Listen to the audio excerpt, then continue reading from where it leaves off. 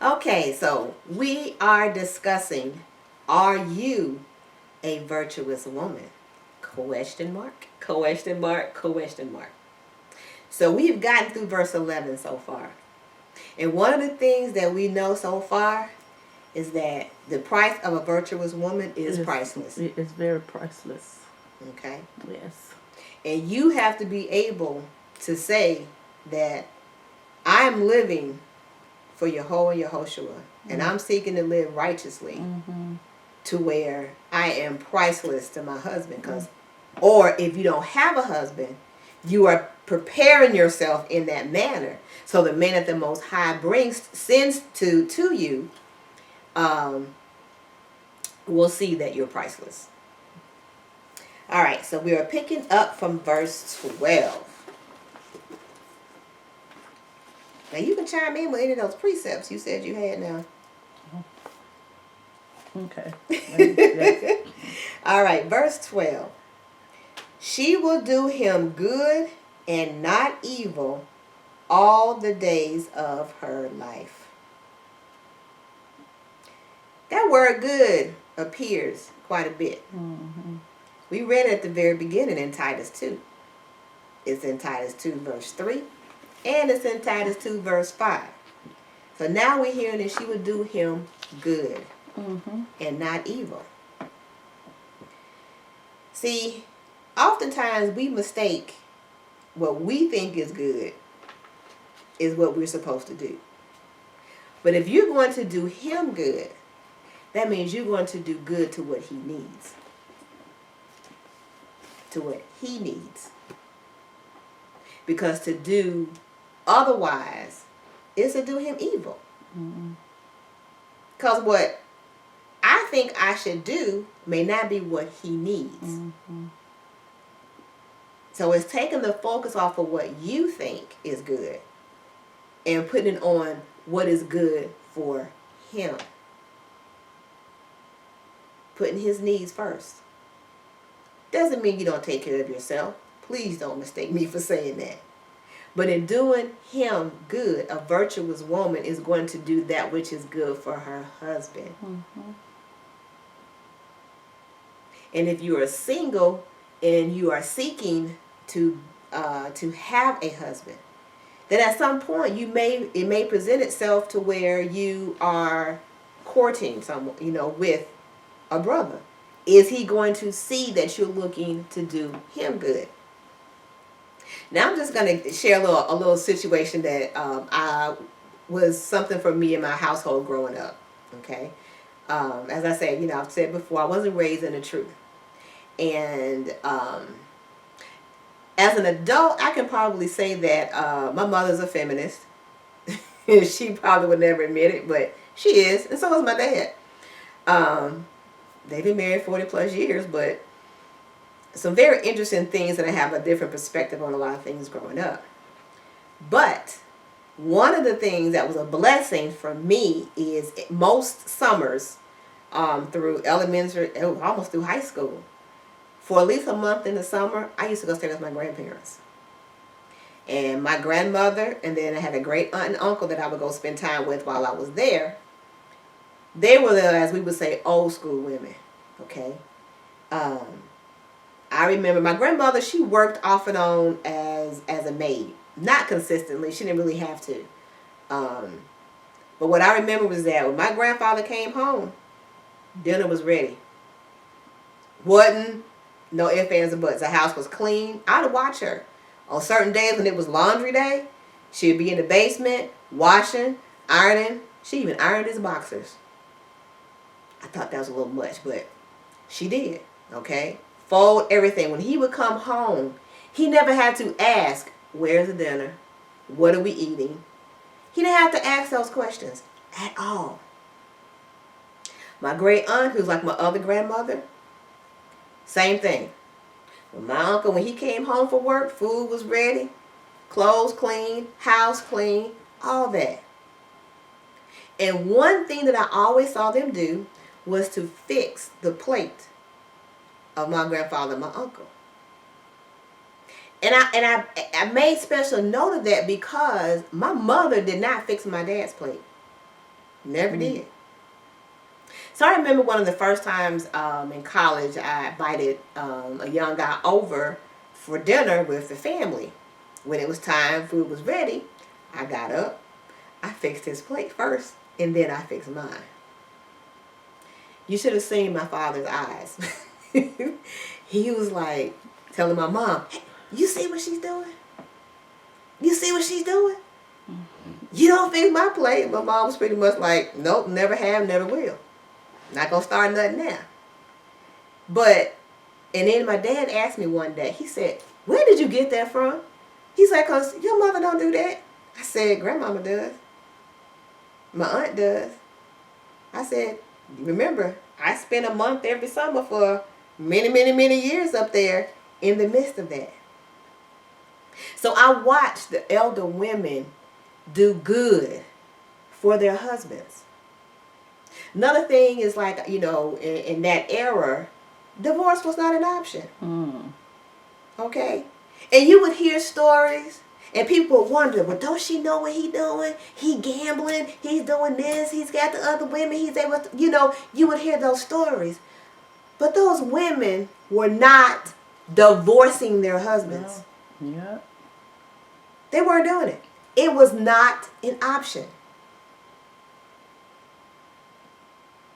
But somewhere in the children and then the grandchildren and all that, that's all falling apart.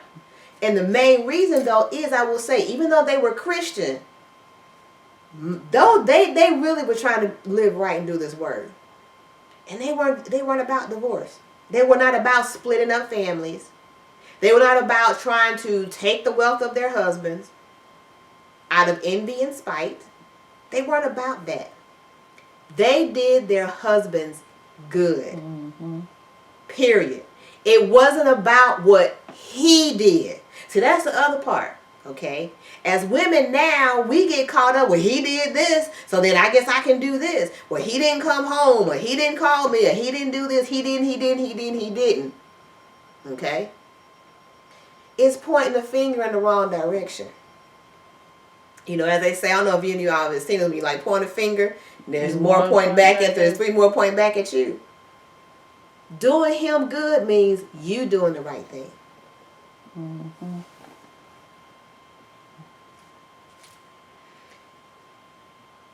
All right, verse 13. Proverbs 31, verse 13. She seeketh wool and flax, and worketh willingly with her hands. Comment. Yes. Sister Tony said, yep, I come from a family of old school women who taught me the same thing. And Sister Rhonda said, my mom still do it today. That's right. That's right. That's right. They knew how to do good. And I know they taught their daughters, because I know my mother she wasn't raised with her mother. Her mother died when she was young. But she was raised around that great aunt. So I know she saw it too. But see, she got crossed over into that, I guess, that feminist kind of, you know, independent and all that kind of thing. And it was certain things she didn't think she needed to do. And there were other people in her, women in her generation like that. And then what happened? They passed it on to their daughters. Because I could look at people I went to high school with who are married. And I know more people from my graduating class that have been married and divorced multiple times. I have one classmate who got married right before we graduated because she got pregnant, but she got married then. They are still married to this day because she was able to model that which she has seen and did not get caught up in necessarily him, but focus on being right and towards him. And they've been married through a lot. But there's not a lot of stories like that. That used to be the norm. Right. Now it's the exception. But back to verse 13. She seeketh wool and flax and worketh willingly with her hands. She works. We talked about this before. She works. Now, in the times that this was written, the work would center more around work in the home. She may sew, but a lot of times they would sew and make things and sell things for income still. Mm-hmm. It wasn't like our work now, okay? But the key is she works. Because in the times that we live now, I find it really interesting to hear a woman say, I want to stay at home and the man take care of me and pay all my bills. That's nice. And if you get that, and that works for you and your household, that's awesome. But remember, you still got to work though. In a home. And I know times when I've taken off work and I'm not punching the clock and I'm at home, sometimes I feel like I need to go back and punch the clock to get some rest. It's a lot of work to really take care of your home. If you're not punching the clock and your responsibility is your home, then clothes should be washed and ironed all the time. House clean. There should be no ifs, ands, buts, excuses. Your husband, if he's out making the money so that you can stay home, then he should come home to a meal. That's right. He shouldn't have to come home and wonder, walk through the door and don't smell anything. Did he got to either decide, is he going to have to cook it? Is he going to have to go back out and spend money? How long you think that's going to last? Because at a certain point, he's going to be like, well, why do I need you? And why are you not working if you can't do this, this, and this? Right. Okay? But now, in our current society, most women are going to have to punch a clock because of what it costs to live. If you got children, okay? Now, in some cases, depending on how many children you have, sometimes it might be cheaper for somebody to stay home because what it costs for daycare is one person's check, so why bother? Okay, so those are situations sometimes where people don't, somebody doesn't work because you may have 6, 7 kids. Where are you going to be? Very few black men are going to have the income to support that. You work in whatever, somebody's whole check going to somebody else. Somebody probably needs to stay home. But again, you work. Okay, but now let me go back to that verse about doing him good. Don't let yourself fall into the conversation of, well, I work too. Why can't you do this? And why can't you do that? No. That's not what it's about. Okay? Because you go through this whole thing, verses through verse 31, you are not going to hear that the virtuous woman complains about what she has to do. Right. She does not complain. Now, maybe she has some, go into her prayer closet, she might have some tears, some cries, and Father, give me some strength. But she's still going to do good. So if that means she's working and she's cooking, okay. Family got to eat. Husband's got to eat. Now, does that mean he won't pitch in occasionally? He probably will. But that's still, you are doing what you need to do good to him, so that you are being virtuous according to the Most High. Not because you want to coerce him into helping you and taking on more roles and responsibilities and things like that. My grandmother didn't argue with my grandfather about what she had to do in the house. My great aunt, and both of them at different times did work jobs. Not for long periods. Well, think about that. My aunt did work in the cafeteria of a school. So she actually had a period where she was working. But guess what? I never ever saw my great uncle cook. I don't even know if he cooked. I don't even know if my grandfather could cook. I don't even know if the men knew how to cook, to be honest. Because I never saw them do anything besides boil water for coffee. But what I did see them doing, though, they was always up under the cars, and they never had to worry about going to a mechanic. Their cars are always running. Yeah, we don't see that no more today. But the women did not complain about what the men didn't do. You did not hear that conversation. They knew, as the wife, the homemaker, what the mother, they took care of the home, whether they punched the clock or not. They took care of home. So remember that. A virtuous woman does work. She does work. 14. She is like the merchant's ships. She brings her food from afar.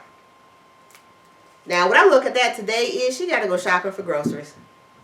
Okay, we don't have the merchant ships because back then you'd have ships that would come with produce and fruits and vegetables, and they would have to go, and it may not have been right there in their town. They may have had to go far away to go get that food to bring it. So we don't have it to that degree now. We have to go shopping. Okay, but I know for me, I don't just shop for anywhere for my family. I still want them to have good food.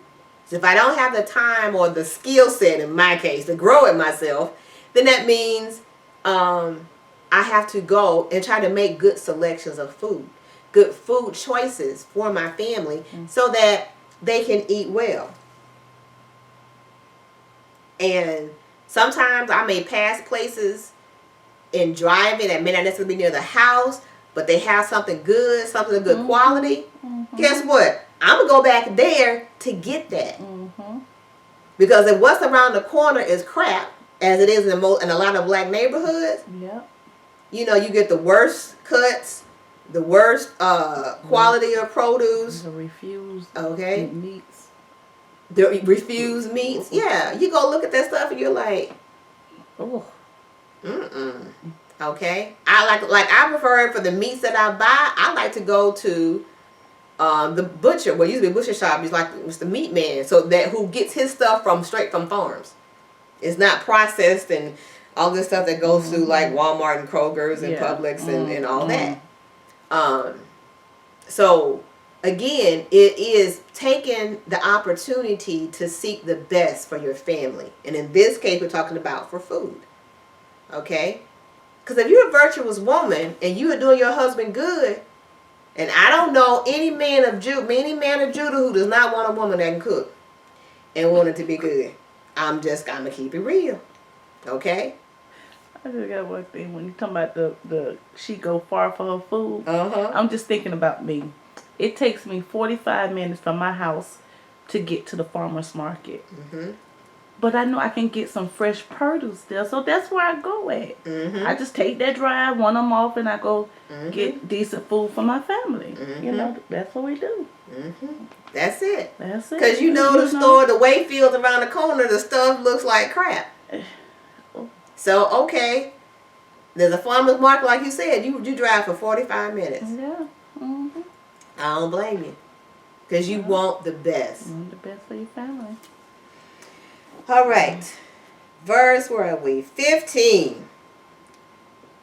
She riseth also while it is yet night, and giveth meat to her household, and a portion to her maidens. Now, most of us don't have maidens in this day and age, because that would be kind of like having a maid in your house. Servants. We don't have those. We still serve vents. Yeah. But this is something I've said quite frequently, and Naima and I talk about this a lot, and that's sleep. Okay? You do what has to be done when it has to be done. And again, if you're doing your husband good, and I'm going to say, if you've got a man who is serving of the Most High, okay, and he is truly walking in that spirit, then one of the things you would probably see is the fact that the Spirit is going to trigger him to rise at different times to pray. Might be to go and walk and look over the children and pray over the children, anoint the children, check the house. The Spirit's going to move him to do those things. And there's going to be time you to get up and pray with him. Get up and walk and check on the children with him. Or because he's aroused in the middle of the night, that means he's not going to be the one to get up that early the next morning, because he's already been up for 3-4 hours in prayer, study, with the word. So that may mean you got to make sure you get up and make sure the kids are up. Okay? So whatever it takes. If it means, okay, like right now the days are long. So preparing for the Sabbath is a little easier right now. I love this time of day, this time of year. I do. Okay? Because the sundown don't happen until almost 9 o'clock. So if it's one of them Fridays, guess what? I still got time. I can get it done. Like we were yesterday. But I think the summer solstice is approaching this weekend, tomorrow, Monday, the longest day of the year. After that day, days start getting shorter. So what does that mean? That means I have to make sure I plan so that even when the sun is going down at 6, everything is ready for the Sabbath. So I might need to stay up a little later on Thursday night and cook some meat then, or a side then, or bake some bread then, because I'm not going to have as many daylight hours after work on Friday. Right. Okay? So like it says in verse 15, she riseth also while it is yet night. Okay? I know I put a brisket one time, I think in the oven at like 2 o'clock in the morning, so it could slow cook. And I got up at 6 to turn it off. And I was on the early, that Thursday into Friday. Okay? That's because I wanted it to be good and tender for my family. So I took the time to get up and cook it in the middle of the night when the house was quiet and calm. That's the best time. When everybody goes to sleep, the children are asleep, you can get a whole lot done in the house, actually. So remember, don't let yourself be in a position of, I didn't get no sleep, and I didn't do this, and I got to do this. I got all this on my plate. No. That's not what the virtuous woman does. Say it again, sis. You just organize. You got to organize That's it. And sometimes if you just flow with the spirit, you may have to, even your organization may get shifted. Just roll with it. Because ultimately the purpose is you making sure your household has what it needs. And when your household has what it needs, your husband has what he needs, it's all good. It's all good. You'll be surprised. Verse 16, let's see if I can get through to 17. She considereth a field and buyeth. With the fruit of her hands she planteth a vineyard. So what does that mean? What's she doing? Buying land. But she got to have money, which means she had to do what? She had to work. Now don't get confused. If you got a covering, you shouldn't go out and make that purchase by yourself. All right. Okay? Just because you have the money. Because again, like I said before, we are emotional beings. Okay? Just like we shouldn't be the ones that go out and try to buy a car. Because I know for me, I like what looks good. Or to get a car fixed. Or car repairs. Yes. Okay? Because most of these type of transactions, you are going to be dealing with another man. And if you don't have a covering that can go with you, get his guidance. Get his guidance. Okay? So that when you execute that purchase, if you're doing it on your own, then you've got his guidance to take you into it so that nobody can run over you. When they try to pull a fast one, you be like, nope, all right, not doing it. It may be a case where that man will tell you, well, if they do this and this, be ready to walk away. If they really want to make the sale, they're not going to let you walk away. Okay? But see, it'll be usually the flip side with women. The men will say, oh, well, you just don't want a good deal. I must have need to find somebody else. Then we get out, no, yes we do. Then we done signed our life away. Yep. Too much interest, all these other things, and not for what we want because we were focused on our emotions and we didn't seek the covering guidance in that. So yes, the virtuous woman can work, can get money to purchase things, land, house, things like that. But it's not wise for her to do it on her own. That's not wise. The second part of that, though, is she planteth a vineyard. Okay? Now, vineyards typically is like the grapes for wine. Okay?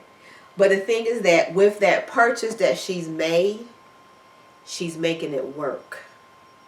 She's making it produce something. Okay? She didn't just buy the land and then it's just there. She's buying it and she's working it. Okay?